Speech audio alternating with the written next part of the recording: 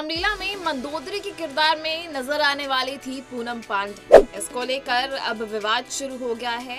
इस पर कई कंट्रोवर्सीज हो रही हैं और हिंदू संगठन अब इसका विरोध कर रहा है। चलिए आपको बताते हैं आखिर किस रामलीला कमेटी ने ये फैसला लिया और किस तरह हिंदू संगठन अब इसका विरोध कर रहा है। दरअसल नवरात्रि और दशहरा नजदीक आने के साथ ही देश भर में रामलीला की तैयारी जोर शोर से शुरू हो चुकी है।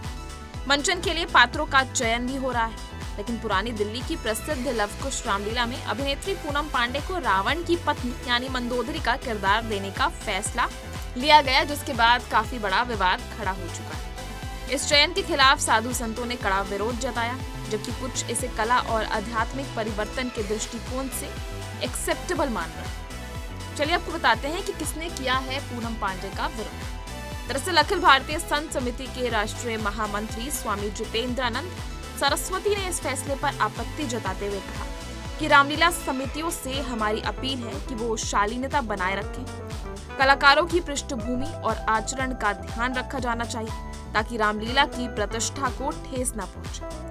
सोच समझकर कदम उठाना जरूरी है ताकि गलत संदेश समाज में न जाए। इस तरह पातालपुरी मठ के पीठाधीश्वर जगत गुरु बालक देवाचार्य ने कहा कि मंदोदरी पंच कन्याओं में से एक है जो मर्यादा और पवित्रता का प्रतीक है। ऐसे में किसी को भी ये किरदार देना उचित नहीं है। रामचरितमानस एक पवित्र ग्रंथ है और इसके पात्रों के चयन में सावधानी बरतनी चाहिए। इस तरह के कृत्य से धार्मिक भावनाएं आहत हो सकती है। इसी के साथ महामंडलेश्वर शैलाशानंद महाराज ने एक काफी बड़ा बयान दिया है। उन्होंने कहा चित्र और चरित्र में अंतर होता है। पूनम पांडे अगर मंदोदरी का किरदार निभाती हैं और रामायण का अध्ययन करती हैं तो उनके जीवन में आध्यात्मिक बदलाव आ सकता है, ऐसा कहना है महामंडलेश्वर शैलेशानंद जी का। उन्होंने आगे कहा कि मैंने 2019 में अपने कैंप में राखी सावंत को आमंत्रित किया था, जहां उन्होंने कृष्ण और राधा के भक्ति गीतों पर नृत्य किया।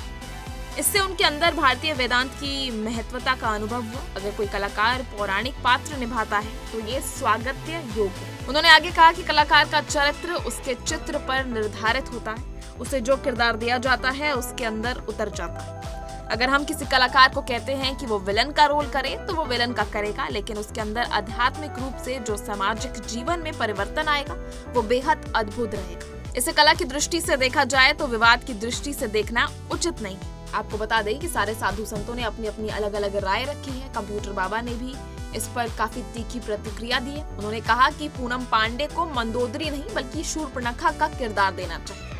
ऐसे अलग अलग साधु संतों ने अपनी अपनी राय रखी है। किसी ने कला को ऊपर रखा, किसी ने संस्कृति और समाज के संदेशों का ध्यान रखते हुए अपनी अलग राय रखी। अब आपको इसको लेकर क्या ख्याल है?